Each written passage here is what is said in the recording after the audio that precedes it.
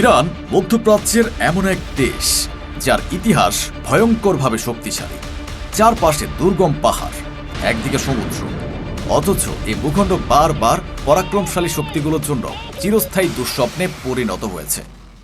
বর্তমান মধ্যপ্রাচ্যের পরিস্থিতির দিকে তাকালে আপনি এই অজেয় শক্তির আসল রূপটি দেখতে পাবেন। ডোনাল্ড ট্রাম্পের নির্দেশে আমেরিকার বিমান বাহিনী ইতিমধ্যেই ইরানের উপর সর্বাত্মক বিমান হামলা চালিয়ে যাচ্ছে। পেন্টাগন অত্যন্ত দাম্ভিকতার সাথে ভেবেছিল আকাশ পথে বোমা ফেললেই ইরান হয়তো তাসের ঘরের মতো ভেঙে পড়বে, কিন্তু বাস্তবে কি ঘটল? উল্টো দিক থেকে এমন এক প্রলয়ঙ্কারী মিসাইলের ঝড় উঠল যা পুরো মধ্যপ্রাচ্যের মানচিত্র বদলে দিচ্ছে। আমেরিকার বিমান হামলার জবাবে ইরান আকাশ পথে যে দাঁত ভাঙা জবাব দিচ্ছে তা ট্রাম্পের রাতের ঘুম হারাম করে দিয়েছে। আইআরজিসি ব্যাপক ব্যালিস্টিক মিসাইল হামলা চালিয়ে আরব বিশ্ব ও মধ্যপ্রাচ্যে থাকা আমেরিকার প্রায় সমস্ত মার্কিন ঘাঁটি, $1 ট্রিলিয়ন অস্ত্র ভান্ডার এবং পেট্রিয়ট রাডারগুলোকে আক্ষরিক অর্থেই ধুলোয় মিশিয়ে দিচ্ছে। জর্ডানের টাওয়ার 22 ঘাঁটির স্পেশাল ফোর্সের ব্যারাক থেকে শুরু করে কিং ফয়সাল ঘাঁটির সুরক্ষিত F-15 যুদ্ধ বিমান সব আজ শ্মশানে পরিণত হয়েছে। আর আকাশপথে ডোনাল্ড ট্রাম্পের এই চরম ব্যর্থতার পেছনে রয়েছে স্টার্ন ব্লকের এক নীরব মাস্টার স্ট্রোক। মার্কিন জিপিএস জ্যাম করে দিয়ে রাশিয়ার গ্লোনাস বা চীনের বেইদু মিলিটারি স্যাটেলাইট নেটওয়ার্ক সরাসরি আইআরজিসিকে পিন পয়েন্ট ডেটা ফিড দিচ্ছে, যার ফলে ইরানের মিসাইলগুলো রাডার ফাঁকি দিয়ে নিখুঁত আঘাত হানছে। আকাশ পথে নিজেদের $1 ট্রিলিয়ন রাডার এবং বিমান হামলা দিয়েও যখন ট্রাম্প টিকতে পারছেন না, তখন পেন্টাগন এবং হোয়াইট হাউসে বারবার একটি ফাইল নিয়েই মরিয়া আলোচনা চলছে। তাহলে কি এবার ইরানে সরাসরি স্থল অভিযান বা গ্রাউন্ড ট্রুপস নামাতে হবে? এই মুহূর্তে কল্পনা করা কঠিন। আকাশ পথে চরমভাবে ব্যর্থ হয়ে আমেরিকা বিশাল সামরিক পদাতিক শক্তি নিয়ে ইরানের মাটিতে এগিয়ে যাচ্ছে, কিন্তু আচমকাই আটকে যাচ্ছে একের পর এক ভয়ঙ্কর ফাঁদে। এর প্রধান কারণ হল বর্তমান নজিরবিহীন অবরুদ্ধ অবস্থা। ট্রাম্প প্রশাসন ইতিমধ্যেই ইরানি পোর্টের সব জাহাজ চলাচল বন্ধ করে দিয়ে নেভাল ব্লকেট বা নৌ অবরোধ তৈরি করেছে। তারা ভেবেছিল ইরানকে ভাতে মারবে, কিন্তু খামেনি এর জবাবে এমন এক চাল চেলেছেন যা পশ্চিমাদের গলায় ফাঁস পরিয়ে দিয়েছে। আইআরজিসি পুরো বিশ্বের অর্থনীতির গলার কাঁটা বা চিকেন নেক হরমুজ প্রণালী পূর্ণ নিয়ন্ত্রণ নিজেদের হাতে নিয়ে নিয়েছে। সমস্ত ট্রানজিট এবং তেলের জাহাজ চলাচল আক্ষরিক অর্থেই বন্ধ। বিশ্ব অর্থনীতিতে এখন মহামন্দা চলছে। এ শ্বাসরুদ্ধকর পরিস্থিতিতে যদি আমেরিকা কোনো স্থল সামরিক অভিযানের কথা ভাবে, তাহলে কি হতে পারে? এই প্রতিবেদন আপনার চিন্তার জগতে নাড়িয়ে দেবে এক নতুন ঝড়, আর আপনি পুরোটা না দেখে থাকতে পারবেন না। যুদ্ধ আমেরিকার কাছে তো কয়েকদিনের ব্যাপার, তাই না? কয়েক মিনিটেই ফয়সালা হয়ে যাবে। ইতিহাসের পাতায় এমন সামরিক পরিকল্পনার আলোচনা নতুন কিছু নয়। 2002 সালে পেন্টাগন মিলেনিয়াম চ্যালেঞ্জ নামে $250 মিলিয়ন খরচ করে ইরান দখলের একটি ডামি সামরিক মহড়া চালিয়েছিল, কিন্তু মার্কিন জেনারেল পল ভ্যান রিপার, যিনি ওই মহড়ায় ইরানের পক্ষে লড়ছিলেন, তিনি পেন্টাগনকে একটি রক্তহীন করা সতর্কবার্তা দেন। তিনি ছোট ছোট স্পিড বোট এবং সাইবার নিরাপত্তা ব্যবহার করে মাত্র 10 মিনিটের মধ্যে আমেরিকার 16টি যুদ্ধজাহাজ ডুবিয়ে দিয়েছিলেন। তার সে আশঙ্কা অমূলক ছিল না। বিমান হামলা এক জিনিস, আর মাটিতে পা রাখা সম্পূর্ণ ভিন্ন। ইরানের ভৌগোলিক কাঠামো কেমন? পশ্চিমা সামরিক থিঙ্ক ট্যাঙ্ক এবং বিশ্লেষকরা বারবার লিখেছেন ইরানের প্রতিরক্ষামূলক অবস্থান এতটাই শক্তিশালী যে বলা যায় ডিফেন্ডার্স প্যারাডাইস, অর্থাৎ এটি এমন একটি ভূখণ্ড যেখানে প্রতিরক্ষার জন্য একের পর এক প্রাকৃতিক ও কৌশলগত সুবিধা রয়েছে, যা কোনো আগ্রাসী শক্তির জন্য চরম দুঃস্বপ্ন হয়ে উঠতে পারে। এটা শুধু বইয়ের পাতার কথা নয়, বরং বাস্তবের চিত্র। ইরানের পশ্চিম সীমান্তে রয়েছে জাগ্রুস পর্বতমালার বিশাল প্রাচীর এবং উত্তরে রয়েছে আলবোর্জ পর্বতমালা, যেখানে গেরিলা যুদ্ধ শুরু হলে মার্কিন স্পেশাল ফোর্স বা নেভি সিলরা কোনোভাবেই সুবিধা করতে পারবে না। আর দেশের ঠিক মাঝখানে ছড়িয়ে আছে বিশাল দাস্তি কাভির ও দাস্তি লুথ মরুভূমি, যা ভারী অস্ত্রসহ মার্কিন লজিস্টিক সাপোর্টের অগ্রযাত্রাকে একেবারে কঠিন করে তুলবে। মাটির গঠন, দুর্গম পাহাড় আর মরুভূমির বিস্তৃতি এমন এক প্রতিরক্ষা বলয় গড়ে তুলেছে যেখানে কোনো স্থল সামরিক আগ্রাসন কার্যকর করা প্রায় অসম্ভব। বিশেষ করে আমেরিকার আব্রামস ট্যাঙ্ক সহ ভারী সামরিক বহর আটকে পড়বে এর ভৌগোলিক গঠনের কারণে।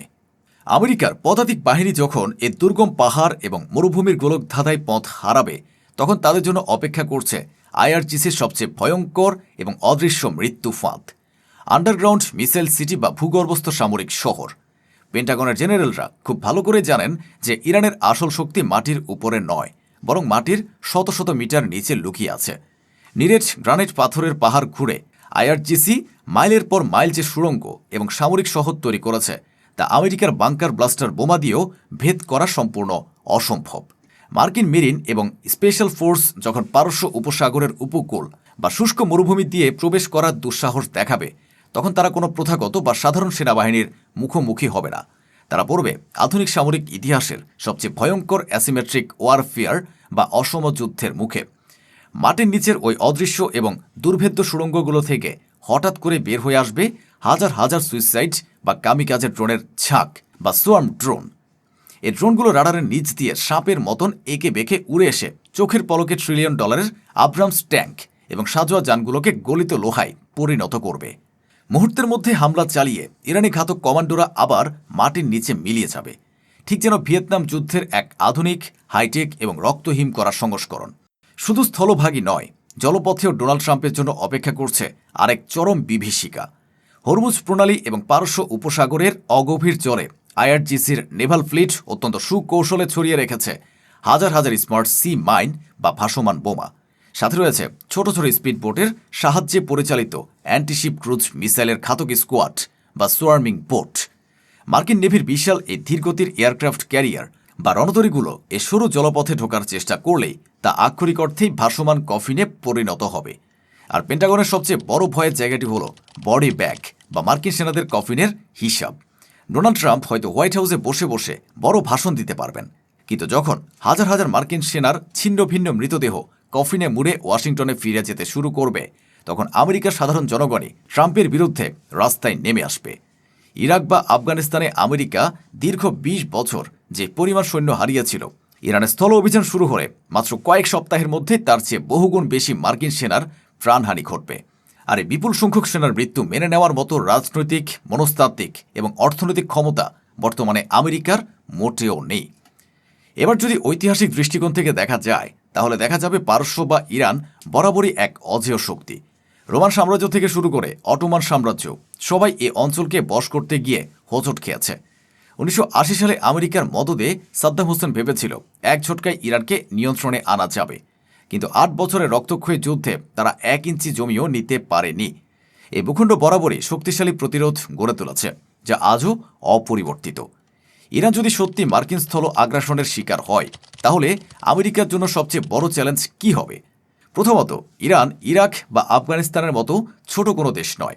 সামরিক বিশ্লেষকদের মতে ইরাক দখল করতে আমেরিকা লেগেছিল প্রায় 1.5 লাখ সেনা, আর ইরানের আয়তন এবং জনসংখ্যা ইরাকের প্রায় 4 গুণ। অর্থাৎ ইরান দখল করতে আমেরিকার অন্তত 12 লক্ষ সেনার প্রয়োজন হবে। এত বিশাল সেনা অন্য মহাদেশে পাঠালে যে পরিমাণ লজিস্টিক ও অর্থনৈতিক খরচ বহন করতে হবে, তা আমেরিকার অর্থনীতির জন্য বিশাল বোঝা হয়ে দাঁড়াবে। এমনিতেই হরমুজ প্রণালী বন্ধ থাকায় তেলের দাম আকাশ ছুঁয়েছে। তার উপর স্থল অভিযানের খরচ আমেরিকার উদীয়মান গ্লোবাল অর্থনৈতিক শক্তি হিসেবে টিকে থাকার স্বপ্নকে চরমভাবে ক্ষতিগ্রস্ত করবে। এখন আরেকটি গুরুত্বপূর্ণ বিষয় হল সেনা সক্ষমতা ও প্রতিরোধ। আইআরজিসি এবং নিয়মিত সেনাবাহিনীর বাইরেও ইরানের সবচেয়ে বড় শক্তি হল তাদের বাসিজ ভলেন্টিয়ার ফোর্স। যদি আমেরিকা স্থল আগ্রাসন চালানোর কথা চিন্তা করে, তবে তাদের মাথায় রাখতে হবে যে ইরানের প্রায় 2 কোটি প্রশিক্ষিত বাসিজ এবং সাধারণ নাগরিক রয়েছে, যারা প্রয়োজনে প্রতিরক্ষার জন্য এবং গেরিলা যুদ্ধের জন্য সংগঠিত হতে পারে। প্রতিটি পাহাড়, প্রতিটি গিরিখাত, প্রতিটি মরুভূমির বালুকণা হয়ে উঠতে পারে প্রাকৃতিক দুর্গ। তাই কোনো স্থল আগ্রাসন হলে আমেরিকার জন্য সহজে জয় পাওয়া একেবারেই অসম্ভব।